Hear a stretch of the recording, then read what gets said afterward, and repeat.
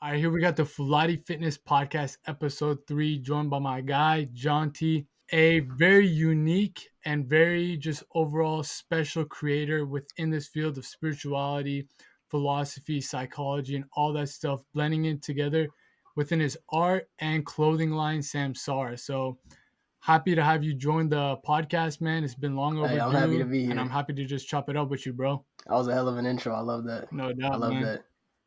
This has been long overdue, man. I'm so excited to get to chopping it up today. So to start it off, bro, like we've been talking back and forth, but I want to get in a little bit more deeper about kind of what started you off within this path to get into all these topics that I just listed before: spirituality, clothing, psychology, all that stuff, man. Like what really got you into these topics and overall led you down to your spiritual path that you're going on right now? I guess we can start with art, because I feel like that's where everything really started. Because there's a big link between creativity and spirituality and imagination and all that. So for me, like, I've just been creating ever since I was a kid. Like, I can't pinpoint a specific time in my life where I started creating. I've just always been doing it. When I was really young, it was Legos. Like, I don't know what it was. Like, I didn't like to mess with any other toys. Like, I just like Legos. I just like making like abstract universes and messing around with the Legos in my own world. And then when I learned how to pick up a pencil, I would take the art that I would consume, like video games and TV shows and things like that, movies, and I would always try to redraw the characters. And from there, like, drawing just became a hobby of mine that I just did in my past time. You know what I'm saying? And over time, I just acquired skills in the drawing area specifically. Just over time, I just kept getting better and better and better and better and better. And I started to develop a sort of connection with my imagination in my unconscious mind. And that connection with my imagination is kind of what led me into being interested into spirituality and things like that. What were the characters in the shows and stuff that you're drawing? Oh man, everything, man. Like, I watched anime back in the day. Like, I watched Naruto for the first time when I was like 4. Okay. Because my older brother wasn't. Yeah, I was like super young. Okay. So like I grew up off of anime. I watched like everything on Cartoon Network just because like I was into the art. Like, I was into the art style. Yeah. But, like, I didn't even care about the plot. Like, I'm just like, I love the way that, you know, they draw fucking what's that show called? Foster's Home with Imaginary Friends. I love the differentiation between that art style and like Codename Kids Next Doors and Ed, Ed and Eddie. Like, I just love how every show was like a different universe in terms of how the characters were drawn stylistically. And so yeah, I would just try to recreate those characters. My art was horrible back then, but I just enjoyed just putting pencil down on paper and taking what's in my mind and bringing it into this reality. And it was just like a skill you just developed over time, or is it just like you went into like classes or something like that, or just freehand everything? When I was 9 years old, I moved to Texas. I've spent most of my life in Columbus, Ohio, but we moved to Texas for like 2 years. And when I was in Texas, I got put into an art program, and that's when like I realized like, yo, if I actually do these specific practices, like just fundamental drawing practices, like some of them are just as simple as drawing a straight line on top of a straight line over and over again. There's figure drawing where you're looking at people and you're trying to copy the essence of like the pose that someone is in. And just doing practices like that and doing those over time, I'm like, yo, if my skill gets better, my ability to take what's in my mind and put it on paper, that's going to improve as well. And doing that program in 5th grade and then coming back to Columbus, I wasn't like serious about art when I came back to Columbus, but there came a point like in my junior year of high school where I was like, yo, I think I want to do this for the rest of my life. And that's when I really started to like hone in on my skills and just really lock in. And my skills went from like here to here. And that's just like, that was from all the volume of time that I spent in my childhood, plus with that added practice. That's what took my skill to like that whole other level. You know, putting the reps in, yeah. Right, basically, yeah. Like, a lot of people will look at my art and think that I'm talented, but I don't see that because I've just spent like probably tens of thousands of hours, like with pen on paper. Mm-hmm. Like and it never really felt like work. I was just always doing it. You know what I'm saying? Just naturally, like you were like drawn to it. Right. So right, exactly. Yeah, within that, like you just said, when you came back junior year, was it like something that clicked that you saw somebody doing something similar, and you're like, dude, I can actually do this, like, and actually create, or was it just accumulation? Really, what it was? Time? Sorry, go ahead, bro. Really, what it was is my junior year, one of my good friends died. Okay. And after he died, like, I had to like face my own mortality after going through the grieving process. You know what I'm saying? And I'm looking at my life, and I'm like, what do I want to do? I'm seeing like this multi-dimensional view of like, if I do this, this is where I'm going to end up. If I do this, this is where I'm going to end up. Like, and I just, while I'm having this mental experiment in my head, I literally remember this. I'm in my study hall, and I'm just thinking about this shit, because the way that he died was crazy. He just had a problem with his heart, died in his sleep. There was no way he could have known. Damn. There was no prediction. Like, he was just out like that. So I'm like, I could die any fucking day. Like, what am I gonna do with my life if I'm lucky to live a full life? And so I'm thinking about this in my study hall class. I'm sitting down drawing. I'm like, bro, this shit's right in front of me. Like, this is what I've always loved to do. Like, I can do this. Yeah, that's when it clicked. And then that's when I just did research on like, all right, how can I fucking master this skill? How can I be the best artist that I can be? And I locked in from there.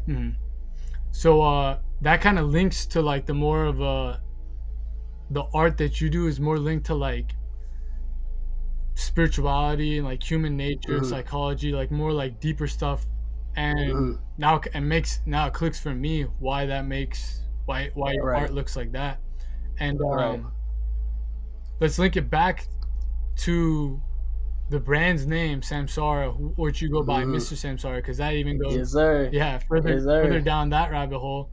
And for the people that out there that are watching, listening to it, can you explain what Samsara is and like why that really stuck with you, and like why that's like your brand name, the tag that you go by, Mr. Samsara, and everything like that? Yeah. So Samsara, there's a lot of different definitions for it. The literal translation from what I've researched is world. Like, it's just world, but not just the physical world that we live in, but the spiritual world as well. And I can get into like, I want to kind of get into materialism and dualism, because that's like a whole different topic that will help with the understanding of what I'm trying to say here. But so Samsara is the physical world and the spiritual world. That's what it means technically. Now, in Buddhism and Hinduism, they refer to Samsara as the cyclical realm of reincarnation, so life and death and things like that. And so, but really they're just saying the world, because to them that is the world. The world is an infinite cycle. And so the reason why I chose the name Samsara is because the brand is a reflection of my physical world and my spiritual world. So what the goal with the brand, not just like the clothing brand itself, but my personal brand, is to explore the spiritual world. That's like the main idea. And that includes psychology, that includes spirituality, that includes things like traveling, that includes art and all those things. And it's just the name is a symbol to represent the exploration of my mind. And what was it, that moment that your friend passed away, that you kind of like dove in deeper into different spiritual philosophies that eventually led you down to finding out what Samsara was? It was that, a little bit of psychedelics and things like that. But yeah, man, it was like after he passed, and I really started to hone in on what I wanted to do with my life and hone in on art. Once I started getting into how do I get better at art, I started getting into fitness. I started getting into like psychology, and I just wanted to maximize myself in literally every way possible. And as a result, when you're doing all that research, you're gonna end up studying philosophy, you're gonna end up studying religion. And eventually I found Buddhism. And at first I honestly didn't like the idea of Buddhism and Hinduism at first, because it, like, the whole idea of a monastic lifestyle and just sitting down, and in my head at that time I'm like, so they just do nothing all day? Because I didn't see meditation as anything significant. It wasn't until like my psychedelic experiences that I was like, oh, okay, yeah, there's something deeper to what they're doing. And that's when I I looked at those religions again, but from an open perspective, and that's when I was like, oh, okay, I see what they're going for here, and that's I fell in love with the idea of Samsara, and that's why I used it as my name. Mm-hmm. So within that, what would you say for somebody that's watching this, that's like kind of picking up what we're putting down, is like the idea that we were touching upon, that you don't know how long your life is going to be, you don't know how quick it can be taken away from you. And when you kind of get deeper into this idea of samsara, reincarnation, and all that stuff, for the people out there watching this that are like, things are clicking a little bit, what would you say would be the way to go throughout life to the point where you don't get reincarnated, or you don't have to come back and be in that state of just like, what if, instead of like, okay, I did everything I wanted to do in life, fulfilled my purpose and such, now I'm like ready to go whenever the time is. Right. It really comes down to what you just said, is you gotta figure out exactly what you want out of life. You gotta figure out what exactly you want out of your life specifically. I think the mistake that a lot of people make is that they look at themselves through the lens of other people. And when you look at yourself through the lens of other people, you cannot see what you want. Like the word for it in Eastern philosophy is Maya, the illusion. Like that's the illusion of the material world. It's really, I see the biggest illusion is people looking at themselves through the lens of other people, because it's that societal pressure to be this person, to work this job, live this lifestyle, do this specific thing. And I think that's what messes people up, where you end up in a space of regret. Like I just read this one story recently of this guy. He was like 43 and he was a dentist. He's making a lot of money, but he hates his life. He feels like he wasted everything. And I know for a fact, based off of what he said, if he doesn't do what he wanted to do, which I think he said he wanted to be a musician or something, if he doesn't go after that thing, when he dies, he's going to regret it. Like you can't run away from your true desires and what you truly want, right? So to kind of bring everything back together, to be in that state where you can where you can face death and let go, you have to fully embrace life. You know what I'm saying? To like detachment, people look at detachment as escapism. That's kind of where I didn't understand Buddhism and Hinduism, because I'm like, they're escaping from reality, but what they're really doing is, through meditation, they're fully embracing the mind and fully embracing reality. And that's how you become detached. You don't become detached by looking at the world and being like, none of this matters, none of this is real. It's like fully embracing the human experience and fully embracing what you want and doing everything that you want to do. And then from there you can let go, because even if you don't achieve those goals, you know you did everything that you can, you know, and that in itself is achievement. You know what I'm saying? Like, because that is the process. I just made a video about that. Yeah. Like literally last week, dropped a video about the Art of Detachment, which like links exactly to that. Yeah. Like, yeah, a lot of people get that misunderstood. I did. You probably did when we're first getting into these things. We're like, so you don't want to do anything, like you don't attach yourself to anything, and it's actually the idea that you become so involved with life that you're not holding on to things, that you're just going with it, and you, whatever happens, take it for what it is, but you have an aim, you have a direction, and you're doing it for that reason only. You're not doing it for you get the material things, you get the rewards and stuff. It's more like you're just doing it to do it, and the rewards come regardless if you so like if you choose to have them or not, like they're just gonna come. Exactly. Was there any books that you read that kind of like sparked this stuff, like when you first got into spirituality and stuff like that? What were the books or like the practices that you got into that really helped get the ball rolling and all that? I'm not a big reader. I do read occasionally, and when I read, I get really into whatever I'm reading. I would say I'm the type of person where like I'll read a book, and then for the next month I'm trying to apply what I read that book. So for spirituality, the first book that I really read really deep, it wasn't the Tibetan Book of the Dead, it was the Tibetan Book of the Living and Dying. And that book kind of just goes into it goes into the Buddhist philosophy and why they meditate, why they're so focused on suffering, why they're so focused on death. And that book taught me how to meditate. And then I started meditating, and then through meditation I started to have some very interesting experiences, and that's kind of how I came to these ideas of where I'm sitting there, I'm observing my thoughts, and I'm observing myself, and I'm coming to these realizations, like the detachment aspect. That's something that's a conclusion that I came through meditation. Yeah. A lot of the art that you see, they're visions that I've had while I'm meditating. Like, you know, that karma painting, I think you use it as a thumbnail. Yeah.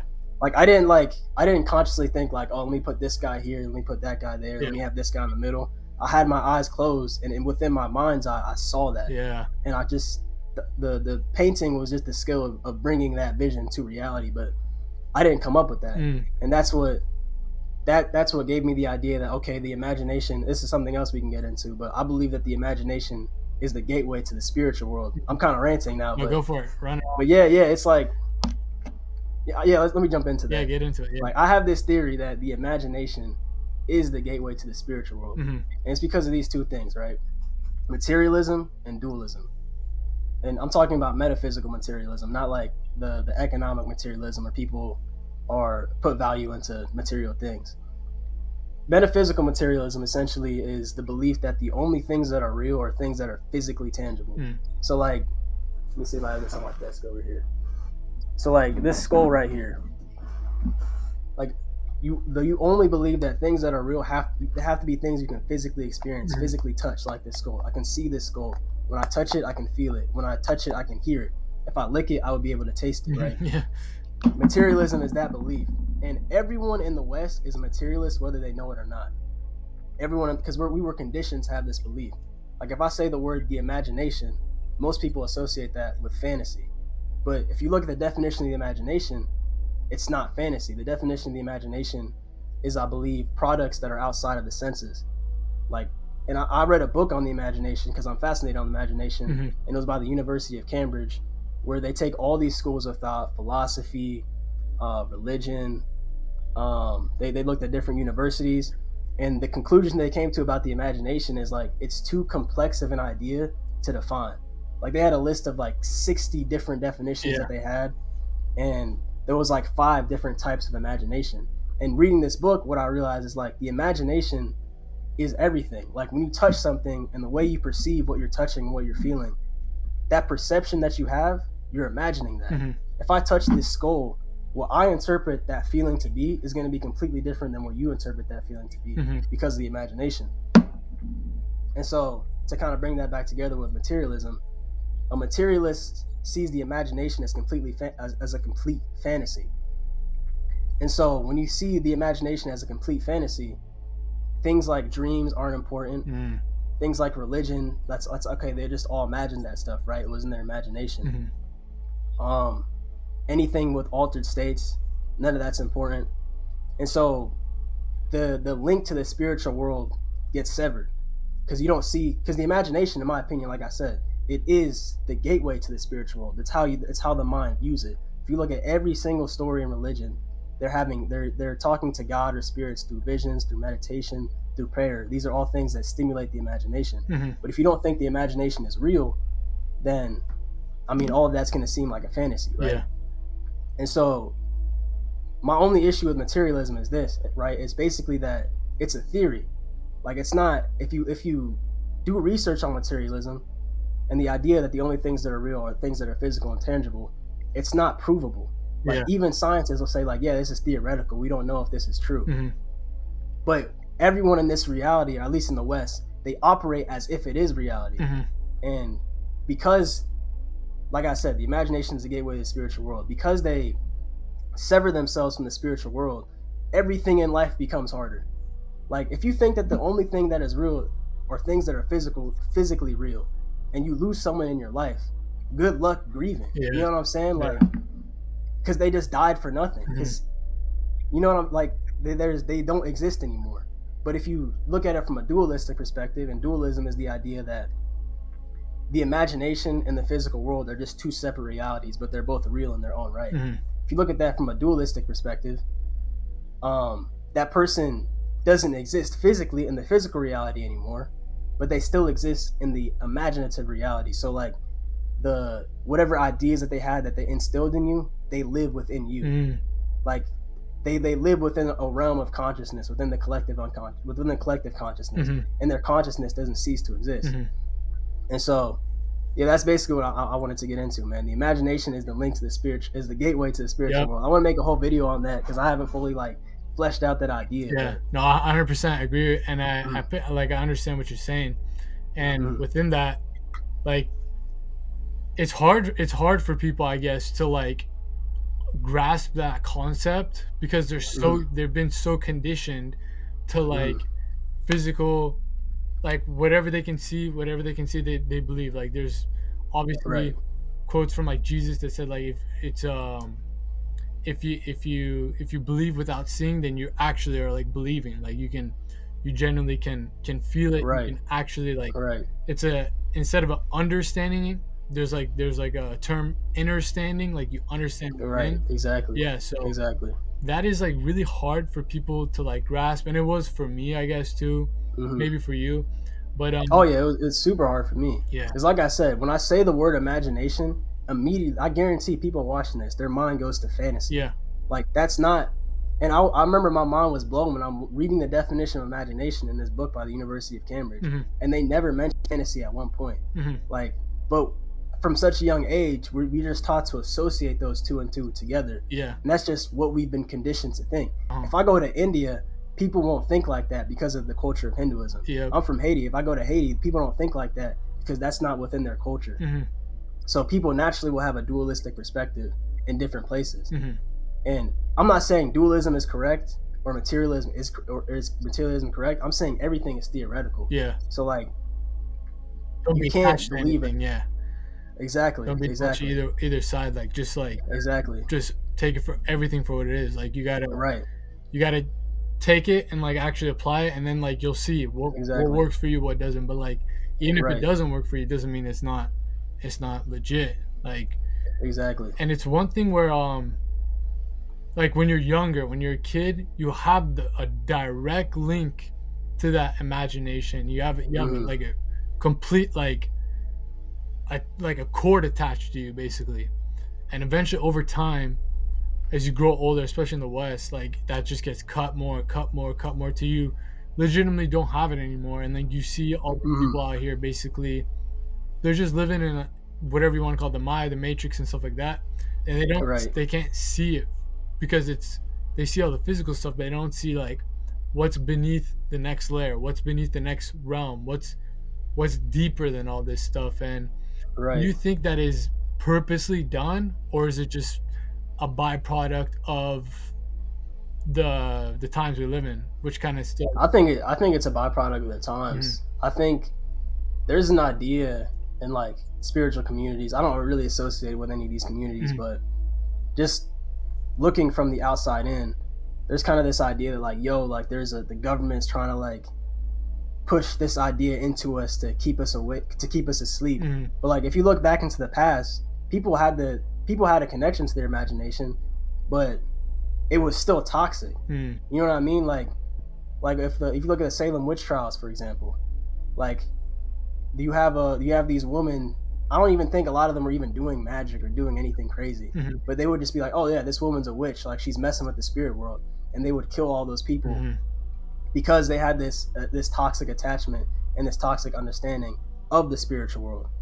And now from this materialistic perspective, you have these people that don't even think that it's real, and then you get different, like that'll lead to like depression and suicide. That's going to lead to anxiety. It's going to make grieving a lot. It's going to make the process of grief a lot harder. So like they lead to different problems, but I don't think there was some like push from an entity like saying like, okay, we're going to do this so people think like this. I think if you look at how people think, it's just a pendulum that just swings back and forth. Like it just swings back and forth. Right now, everyone has this materialistic perspective, but that's just because we were so deep into religion before that it made sense that we kind of switched over to this.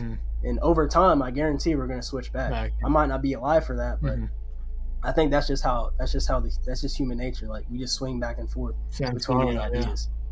Right, exactly. Cycles, yeah.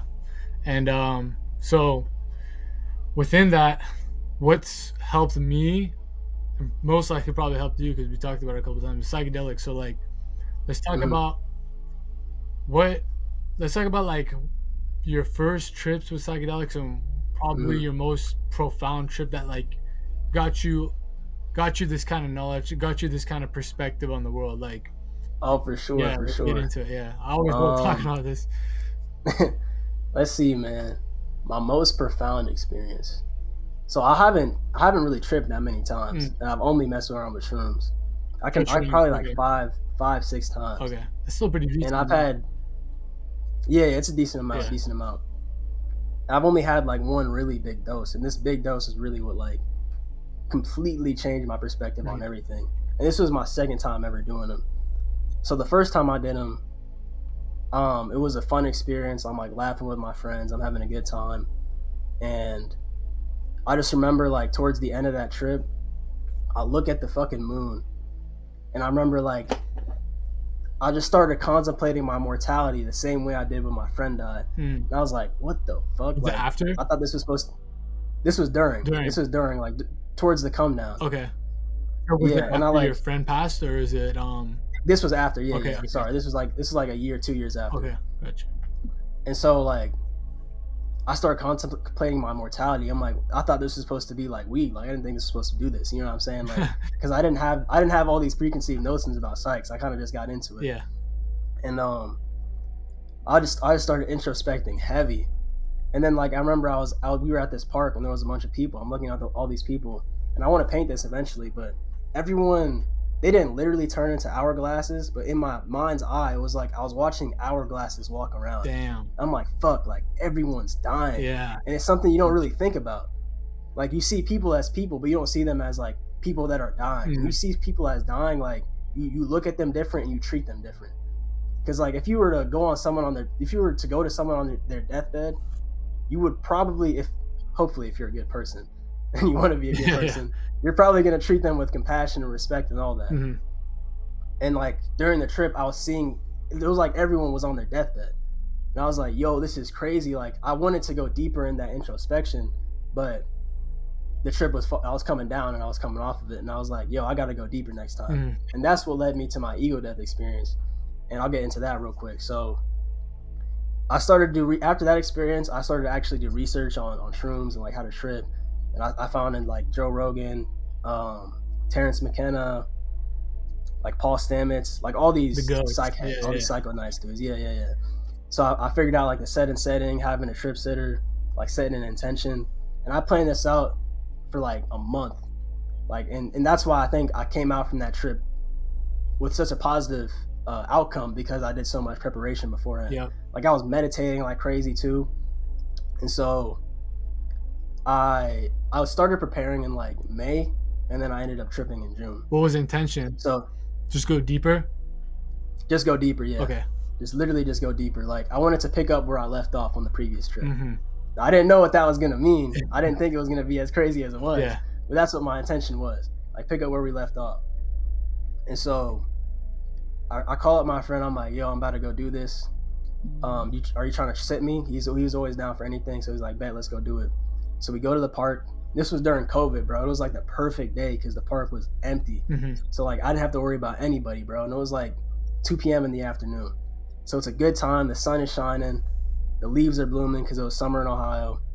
Like everything was perfect. We were the only 2 people there, and there's just a park ranger driving around. I'm like, I like that because like if something goes south, I know he's got my back type shit. You know what I'm saying? So like, so I dosed in the car. I while we're parked at this park. How much? I dosed in the car, 8 grams. Oof. Cause but my first experience I took 4, and it really didn't hit that hard. Damn. It didn't hit that hard. So I'm like, I just gotta double it, right? Yeah. Not a good idea. And I also have this theory that like your first trip will never hit hard, like no matter what the dose is. Yeah. I feel like the shroom kind of just knows like it can't take a chill on this guy. Yeah. Yeah, basically. So yeah, I did 8, and in my head I'm thinking, yeah, this is gonna be smooth. Like it's just gonna be a little bit more intense than last time. I'm prepared for sure. Yeah. So we dose up in the car. I start walking. And like immediately, I'm on an empty stomach. I'm fasted, and I use the lemon tank method. So I'm walking to my spot at this park, and like within 10 minutes, I'm starting to see the colors change. I'm starting to get a little bit dizzy. And I'm like, yo, this is crazy. This is dope though. Like, this is what I wanted. Mm-hmm. And I remember like going into the forest. I just remember this moment specifically. Like, basically, this is like the park that I'm talking about. There's a meadow and then a path that leads to the woods. Mm-hmm. So I get to the opening in the woods, and I walk in, and immediately I feel like encapsulated by the trees, and I can like feel their presence. Mm-hmm. And it feels like I'm walking into a different universe. So I'm like, yo, this is crazy. Like, I didn't realize nature could be this profound. Yeah. And I just keep walking. I keep walking, and I'm just blown away by all the nature and all the trees and the sounds of the birds and all that. And I'm fully present, just listening to Mother Earth, basically. Mm-hmm. And like 20 minutes pass, and I'm like, man, that's interesting, but like, when is the trip gonna start? Like, bad. That was a bad choice of words, man. It's because like, as soon as I said that, I start to notice different effects. I'm like, yo, I'm getting like really dizzy right now, and my vision is starting to get like really wobbly. Mm-hmm. And then I started to feel weak, and I'm like, bro, why do I feel weak? Like, I know this, like, I might get crazy visuals, but I'm not supposed to get these physical sensations of like weakness. Mm-hmm. And I just keep getting weaker and weaker and weaker. And so I find this spot in the woods. And I'm like, all right, let me just sit down real quick. Like, maybe I've just been walking too much. Realistically, I only walked maybe 100 meters, which is not that far. Mm-hmm. But it feels like I've just walked 10 miles. And I'm just so tired. I'm so weak. And I hear this voice. It's like, sit down. Like, sit down. You got to sit down. I'm like, oh, shit. Like, I fucked up. And you know you fucked up when you tell yourself I fucked up. Yeah, so you were still like conscious at that point. Yeah, You're about to get thrown in the deep end, yeah. Yeah, man, yeah. And this is like, I checked my phone. This is what really tweaked me out. I checked my phone. Only 30 minutes had passed. Damn. I'm like, fuck, I got 5.5 hours left. Like, what could possibly happen if it's this deep, this fast? Uh-huh. And so you start tripping out, or you just like, you get into like a meditative state? I'm trying to calm myself down. I'm not even in a meditative state yet. I'm like, all right, bro, just chill out. Like, I'm probably just overreacting. Mm-hmm. That's what I told myself. And I put my headphones on. I start listening to some music. Man, that was the craziest musical experience I ever had in my life. This is my first time. I listened to this song by Devachka. It's called something about dying. Mm-hmm. I can't remember the name of the song exactly, but the lyrics goes, it's like, you already know that this will end. I'm like, this is perfect. This is what I wanted to meditate on. Mm-hmm. And the song kind of like beautifully captures like the acceptance of death. Mm-hmm. And then I listened to this other song by Radiohead. What's it called? Reckoner. And I love the song Reckoner. I found it from some skate video. I cannot remember the skate park right now. But I used to listen to this song all the time while I skateboarded, where I was just cruising and shit. Mm-hmm. And for the first time during this trip, I was listening to the lyrics. And if you listen to the lyrics of this song, I can send you lyrics after the podcast. Mm-hmm. They're talking about enlightenment. Okay. And I had no idea until during the trip, where it was like, you're not I'll give a breakdown of the lyrics real quick. From what I remember, it's like, you are not to blame for the ripples in the water, and the ripples in the water are basically the things that block you from seeing the self or transcending the ego. So the ripples are kind of like the ego. Mm-hmm. And the song is basically like a song about forgiving yourself for forgetting that God exists. Mm-hmm. Like, that was a kind of a terrible explanation, because I can't remember the song. I get what you mean, yeah. If you listen to the song, for everybody watching, if you listen to the song, you look at the lyrics, you'll kind of get an idea of what I'm talking about. Okay.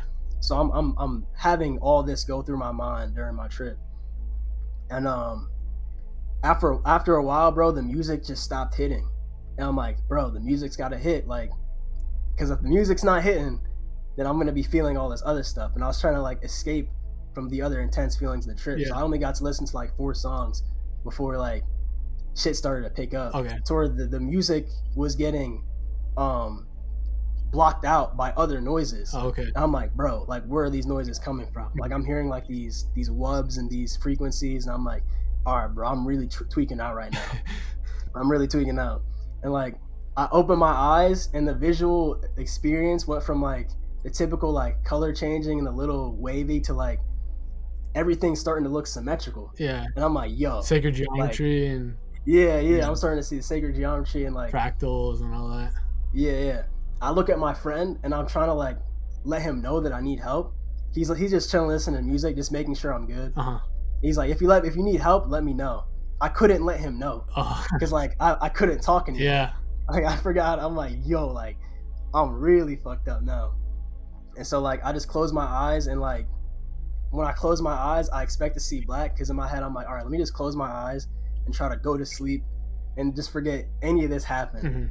And as I close my eyes to see black, I just start to see light, and so much light just starts to appear in my vision, and I see this an opening to a tunnel, and then the ringing in my ears gets louder, and basically I just get sucked into this tunnel. And that's when everything changed like crazy, man. When I get sucked into this tunnel, my ego starts to just get debilitated, right? And I like when I say the ego death, like the way I describe this experience, because in the beginning I said I got weaker. I was struggling to walk. I was super tired. Like the ego death isn't just mental; it's also physical during a shroom experience, at least. So like I literally could not move. I literally cannot move. I'm stuck on the ground in the woods, and I'm seeing myself leave my body. And so, yeah, I have that part, and I physically leave my body, and mentally I'm still there to some degree. And I'm just trying to like piece together whatever's left. And I'm forgetting who I am. I'm losing my memories, and I'm like, I really fucked up. Like I remember I was in this moment where I was just in like this. Yeah, literally. Like I literally thought I killed myself. Yeah. Like I was in this white space, and I'm like in my mind, like stuck in some like dimension between space and time. I'm like, damn, I really killed myself. And like, and that these are like this was like the last train of thought that I had during this trip, where I basically was stuck in this limbo of like, damn, I fucked up. Like, what am I gonna tell my parents? What am I gonna tell my friends? Like, and I had to accept the fact that I made that decision. Yeah. And I accept the fact, and when I accepted the fact, I was just like, wait, like I'm gonna be okay. Everyone's gonna be okay. Like I'm not gonna exist, but there's nothing wrong with that. And I was like, and I started laughing to myself, not literally, but like in this dimension, like it's funny that I thought that I mattered that much. That like and not on some like suicide. No, I know what you mean. But like the idea that you have to exist with such importance, like the idea that I was the center of the universe, basically. That aspect of me just got evaporated completely. And when I accepted it, my voice that I usually speak to myself with completely disappeared. And then I'm in this new space where it's like I'm just open to everything. And like I said, I'm not in my body at this point. So I'm literally like in what feels like space, and like this weird light tunnel. It's so hard to describe. It's like words. the void, it's like, the void state. You can't really basically describe it. Yeah, but I know what you mean. Yeah, right. And then when I'm in this void, I start to see more lights, and I start to see like a mandala, like kind of in front of me, and the mandala was like conscious, and then the mandala turned into a face, and it took like the form of a woman, and it was started to like give me advice for my life. And I was just listening to it. I'm like, damn, why does it feel like I know who this person is? It's like, is this a past life? Is this something else? I'm not thinking this in words, just kind of like intuitively. But I don't even know what it was. Like, it could have been the mushroom spirit. It could have just been a figment of my imagination. Who knows? But it's just giving me all this advice. And I ask it telepathically, like, what are you? Where are you from? Like, are you a god? Are you spirit? And she was like, no, but I work for God. And I said, okay, what is God? And this is when like this part of the trip is what completely changed my life. So I asked her what is God? And immediately I'm sent to this different space that's like, I kind of explained this in my TikTok. It was before and after time. And everything that ever existed and everything that will exist was all there, like all at the same time. Like, to describe what this felt like, it was almost like a wheel that's spinning so fast that it's still. Like, I wish there was a way I could communicate what the essence of this was in a way with words, but I don't think that it's possible. And I just rested in that space that felt like eternity. You know what's a great thing that I can connect it to? Like, I can't remember where it is in the Bible, but there's a specific part where it talks about heaven is a place where angels and beings are just worshiping God for eternity. Like worshiping, just singing chants and worshiping God for eternity. That's not what I experienced, but it kind of it felt sort of like that. Like we're all just in this place appreciating the truth for eternity. But I can't give it a label because it's like it was beyond labels. It was like beyond names. It was beyond all forms and all that type of stuff. And so yeah, I rest in that place for like an eternity.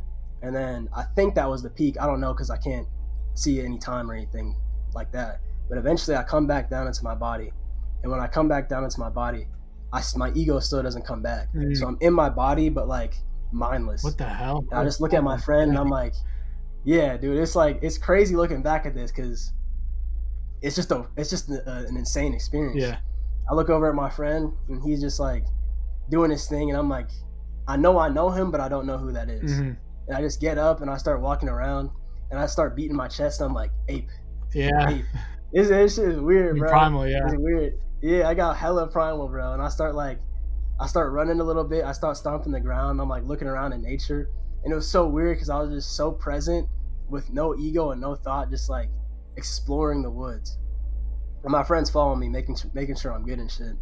And then I go deeper into the woods. And as I start walking and moving around, my ego starts to come back a little bit. But not fully.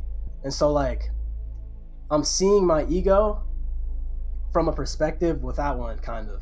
Like a dream state almost, huh? Kind of like that, yeah. Kind of like that. And so I'm seeing like the different issues that I was dealing with at the time with my ego. And I was just looking at so many different perspectives on how I could work on those issues. Like, for example, the fear of death. I was like, oh yeah, just accept it. Like, the idea of acceptance wasn't that crazy during that state because I was not within my ego. You know what I'm saying? And just little issues like that, little tidbits like that. And so eventually my ego fully goes back into my body. And I specifically remember this, bro. Like, I denied the whole experience the second my ego came back. Like, I was the same person I was before.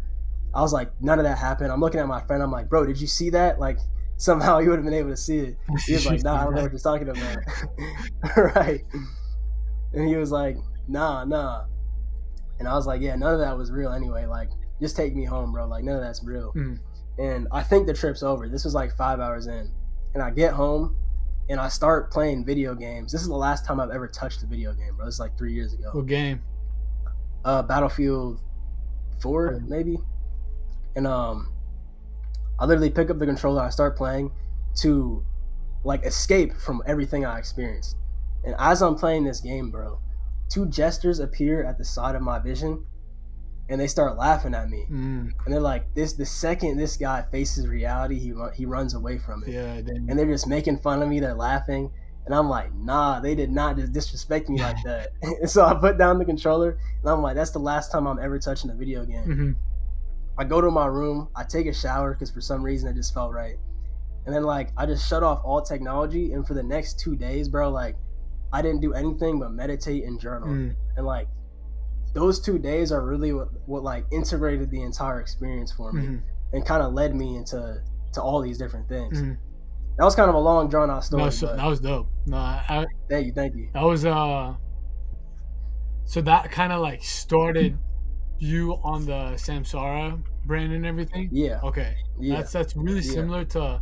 I sent you my 5 gram shroom trip. Very similar. I saw that video. Yeah. And that's I saw that video. I remember I was like, you said there was at one point where you heard the voice that told you to sit down. I'm like, yeah, bro, I know exactly what you're talking about. I was paralyzed too. Like, I remember like I was trying to tell my friends something. I was like, I couldn't speak English anymore.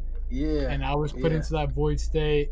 And it was showing me more of the cycle of life and like how none of this you're gonna have to come back if you don't do XYZ, whatever your purpose was. And I didn't know what the purpose was at the time. I was still it was during COVID too, summertime. When was yours? Mine was in like July. Mine was in June. Okay. Like early June, probably like between June 1st and June 8th. I don't know why I remember that specifically. I just remember like June just came around. Yeah. So mine was like July, so it's like basically the same.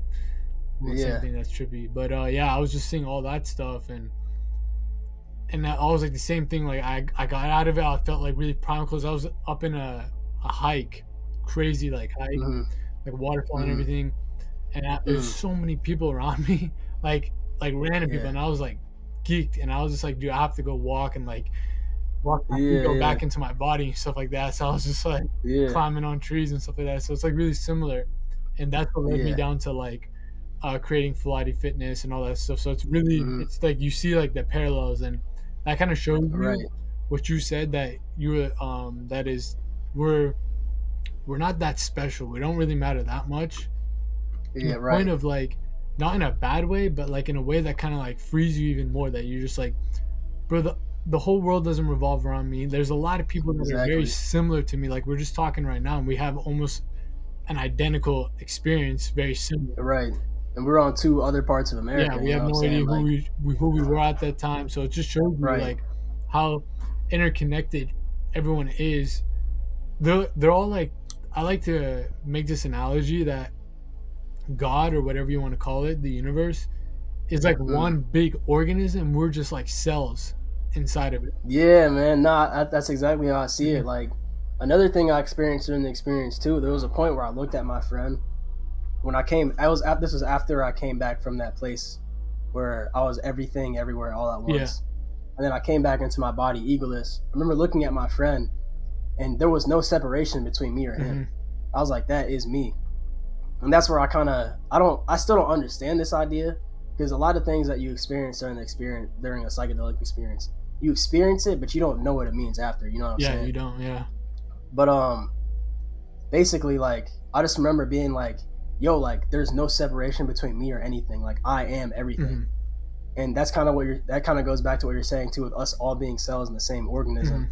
Like, based off of that experience, I have this idea that we're all reflections of one same being. Hmm. So like, you can't look at negative aspects of humanity and be like, yo, fuck those people suck, because like, they're you. Yeah. You know what I'm saying? Yeah. Like, there's another way that I look at it too, to where if you look at your mind, you look at all the negative aspects and all the positive aspects, and you look at all the different versions of yourself. You could even say that you have many egos, for example. Like, you got an ego that wants to fuck, and you got an ego that wants to hurt people, you got an ego that wants to do good. You got all these different egos within your mind.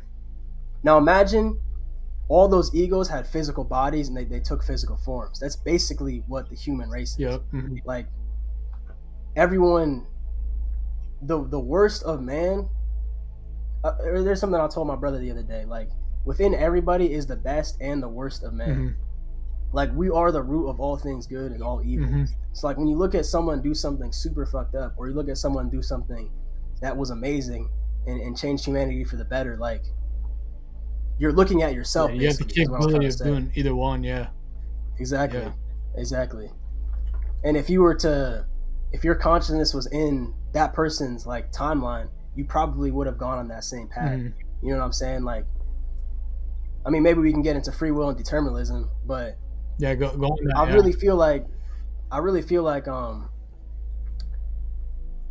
it's a paradox. Like, we do have free will in the moment, but I do think that our entire lives are like, your entire life, the choices that you make, you are low key destined to make them. Fate. And it's not something that's provable, but when you look at people's circumstances in certain areas, and you try to put yourself in their shoes, it's like, how could you know that you would make a different decision if you had their consciousness and their body and their environment, when those three things, they didn't choose those things. You know what I mean? So, but then again, in the moment, you do have free will to make choices. Mhm. Like, right now, I can choose to end this call if I wanted to, or keep going. Mhm. But in the macro scale, I'm like, does free will really exist? Yeah. I don't think so. Yeah. But what are your thoughts on that? Basically, kind of like very similar. I think we're all destined for a fate, like a certain, Mm-hmm. like we're destined to do that. Mm-hmm. But we have free will to either do that or not. And if we don't do that, this comes back to Samsara, reincarnation. We got to come back, and you got to try again. You got to figure it out. Right. And every time you mess up, Right. you kind of put it into a lesser state where you don't understand what that fate is. You kind of get more, Right. your brain gets more fogged, and every time you go down. But every time you level up, you get a little bit closer to it, or you actually fulfill it, you kind of liberate yourself from being within this wheel of the cycle of death and life, rebirth and reincarnation. So it's it's really kind of like trippy into the fact that you like there is already a set place that you were gonna go regardless. Like there's so many ways to get there, but there's Right. like one or two or three whatever correct ways to get there, and you got to figure out Mm-hmm. how to get to that point and actually understand first, obviously, where is the destination. Like we said in the beginning of this podcast, what do you really want out of life? And it's Mm-hmm. usually the things that you want out of life that people think, oh no, bro, you're too, it's your desires, your attachments, and this and that. Right. But when Right. you really like take a deeper look at it, when you were a kid and you wanted certain things, you weren't wanting it. You were just naturally drawn to it because it was like kind Right. of like already instilled in you. It was like kind of part of your fate. But Exactly. people get to this idea like you're not supposed to want anything in life. It's like you should want the things that you are already built to like Mm-hmm. do. If it's clothing like and drawing and stuff like that, you want to do Mm-hmm. that since a kid, since 4 years old. You said it wasn't at a 4 year old. You weren't thinking about, oh, I'm gonna make all this money. I'm gonna be able to do all this. Exactly. It was just Right. like a natural thing built in you. And if you take that and you understand that and you go against it and you just follow the regular path, you're choosing free will, but you know this is your fate. Like this is what you're supposed to do, and obviously it Exactly. might like switch up a little bit, like adjust a little bit Mm-hmm. along the way. But when you do that, it's your free will to choose which path do you want to go. Is it you're gonna chase Right. pleasures or you're gonna pursue like your purpose and stuff like that. So that's how I Mm-hmm. see it, and it's really to me it's really connected to Samsara, reincarnation. How all fate of like humans and just the whole to me that the meaning of life for humans is on a really like super basic level. I would say is evolution. Like not evolution in the point where we got to from monkeys we got to become humans, and humans we got to become the next species, but it's like evolving mentally, physically, spiritually to get to that state where you were talking about where I experienced too, that you're kind of like in the state of like being one with all. You can be in that state Mm-hmm. within reality and the conscious like physical world, but it takes a lot of time, a lot of effort. Like all these yogis, these sages, Right. that's what they do.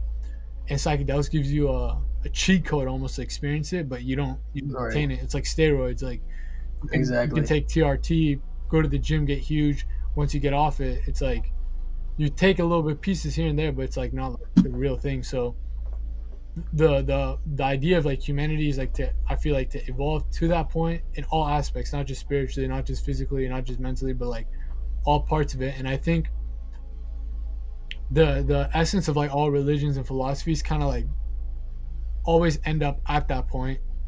And there's a lot of like hidden meaning behind all these texts and stuff like that that eventually kind of lays it out to the point where if you understand Buddhism, that's your way, that's your path to that Mm-hmm. purpose. If you understand Hinduism better, that's your path to that purpose. That's if you understand Islam better, that's like they all kind of like connect to the, again, that universal organism that we're all parts of.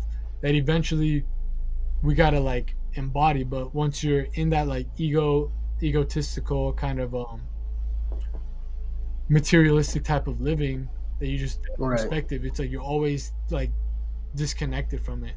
Even though you're part of it, you're just like not accepting it. You don't realize it, Exactly. aware of it. So I think that's like not the pinnacle of life, but like once you understand that, then life becomes more clear to you of like, okay, Right. how do I get to that point where I do my Right. part with the gifts I've been Right. given, with the path I've been given to fulfill my duty, fulfill my purpose. So Mm-hmm. that's what I would say about free will and fate.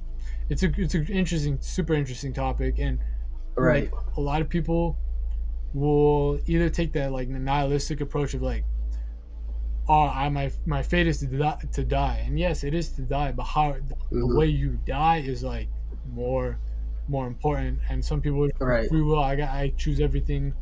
They get really egotistical to the point where they become their own gods, not understanding that Mm-hmm. they're a lowercase God, and then there's one capital Mm-hmm. letter God. Like there's there's like levels to it basically. Right. Like we're a microcosm of the macrocosm, like a cell of the whole organism. Like we all have cells in our bodies, and Mm-hmm. that eventually has each has a like certain part. Your red blood cells do something, your skin cells do something. That is Mm-hmm. kind of like in essence what us humans all are. We're like little pieces, and you got to figure out what piece are you? Are you the red blood cell? Are you Right. the lung cells? Are you um the eye cells? Like are you like Right. you had to figure out that, and that's like obviously into like what kind of purpose you have. Are you an artist? Right. Are you a medical person? Are you a creator of some type of this and that? So it's a if you really look at like nature and like just even the human body, everything Mm-hmm.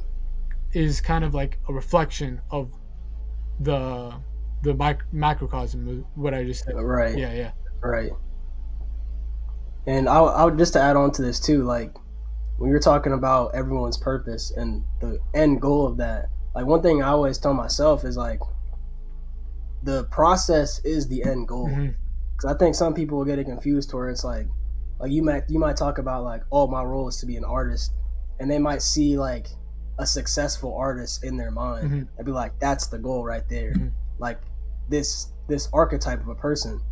But the end goal is the process of becoming that person, because the process is infinite. You know what I mean? There never in reality there is no end goal because Never. there is Yeah. no end. You know what I'm saying? Like the end has no end. You're just gonna get to that point. You're gonna keep going. Mm-hmm. So like the end goal is the process. The end goal is the moment. The end goal is the experience. But and even if the experience isn't in the right direction, it could be your fate that was the purpose of your experience. So maybe you could learn a lesson in that life, and so you could live a better life in the next one. You know what I'm saying? Mm-hmm. And so that's what I believe personally. So with that said, within what you're trying to do, what you're trying to like push out your message, what would you say Mm-hmm. is your purpose or your mission within the Mm-hmm. Samsara brand, what you're promoting and what you're Mm-hmm. just trying to build? You know what I mean? My main purpose is to use my brand, like I said, to explore my own mind with the hopes that it will inspire other people to look within themselves and to look at this world from a different perspective. Mm-hmm. Like I can't wait to start making YouTube videos yet. I'm scripting out a bunch right now, but I just haven't fully gotten to filming everything just because I got to work a lot. Yeah. But if you look at my channel, in the banner, my banner says my videos will change the way that you view your existence, and that really sums up like the goal with what I want to do with my brand. I'm not really here to tell people like, yo, you should live like this, you should live like that. Like I just want to share my perspective and share my experience with the hopes that, because there's not a lot of people doing the type of things that me and you are doing right now, because a lot of people are kind of in that state of like, I should live this specific type of life. And so just by us even having this conversation and making the content that we make, we can inspire people to pick a life that they actually want to live. It doesn't have to look like ours, but they can do something that is fully aligned within them. And so that's like my end goal is to do that through the process of what I'm doing. And like I don't need to be huge to be able to do that. I'm sure right now, like in the process of you creating this channel, you've inspired someone to at least take an action in their life that's aligned with themselves. It doesn't even have to be like they've changed their life completely, but that action can lead to momentum to completely changing their life. I'm sure I've done that with my TikTok and my things like that. Like it doesn't have to be on such a mass scale. Like it's just that one person a day, that one person a month, that one person a year, and like going through that process, to me that is my purpose. So yeah. And within like your content and your clothing, the main thing that I'm seeing from outside perspective, I don't know where this quote was, but you put it somewhere. It's like, I think rediscovering what it means to be human or something within. Discovering what it means to be human. Yeah. So yeah, that's the slogan of exploring Samsara, my brand. Okay, yeah. So yeah, that's what I'm getting from it, and it's more like you kind of going through your own process, putting it out there for other people, taking little pieces bits here and there, not telling him, Right. okay, you got to do this like to become this. Like you're not doing that. I'm not trying to do that Right. either. It's like giving them Right. tools to like go within themselves and understand Exactly. what their purpose is, what they're trying to do, and then they Right. eventually can give the tools to somebody else, and then it's like a snowball effect. So that's dope to see. Right. And within that, what would you say are some projects coming up or like things that you got planned out so like we can stay up to date and just stay locked in on what's good for Samsara and Mr. Samsara?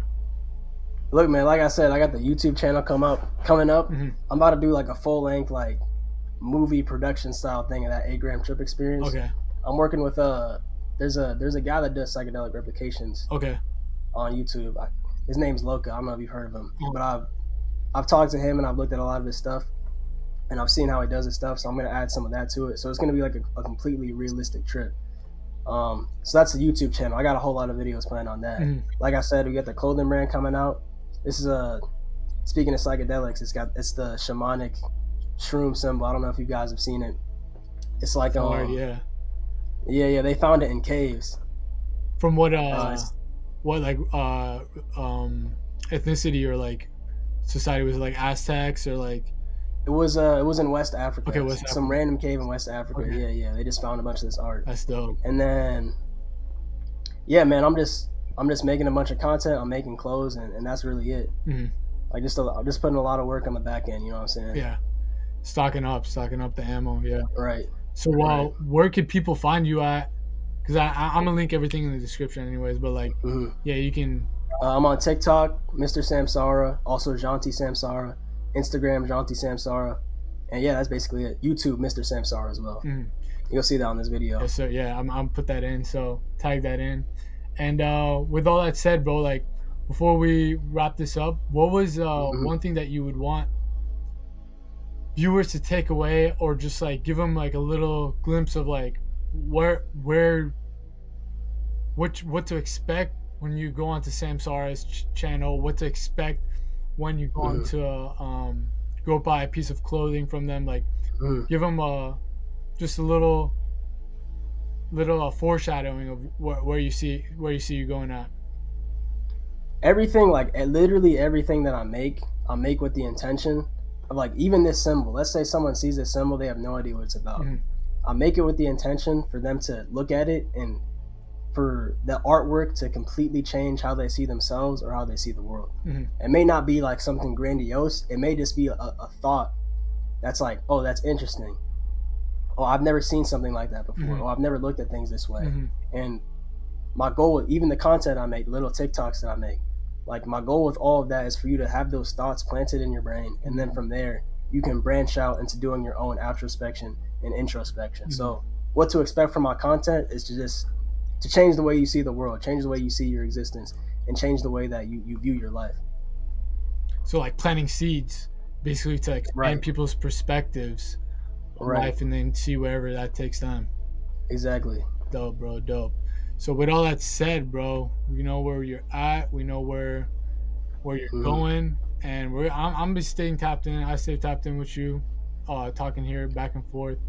And bro, I'm hyped to see more clothes coming out. I'm hyped to see more content coming out. Likewise. I'm hyped to get probably a part 2 of this podcast. Maybe. Oh, definitely, man. If you ever come to Cali or I come to Columbus, bro, we're definitely doing something like that. Oh, for sure, bro. For sure. I haven't been out to Cali yet, so when I come down there, yeah, for sure. Yeah. Hit me up. Take 8 grams together and fucking blow it or some shit. Maybe. But with all that said, is it lagging? Okay, no, never mind. You're good now. But yeah, man, appreciate you pulling up, bro. That was a great time, bro. That was first time we talked like face to face in person. Yeah, man. Virtually, but like aside from text, that was dope, bro. We got a lot in common. We got a lot of things that we can get deeper and deeper into. I just don't want to take too much of your time, bro. That was an hour and a half. Nah, I appreciate that. Like I appreciate minutes, that, to be honest, bro. That hour went by so fast. Exactly, I look at the clock. I'm like, damn, that's an hour already. Yeah, bro. I enjoyed it, man. Yeah, 100%, bro. Yeah, bro. If we ever get into like doing collabs and stuff like that, you already know where to find him at, Mr. Samsara, Jeanty himself. And yeah, bro. With all that said, appreciate you pulling up. That was a great time, and I'll see you next time.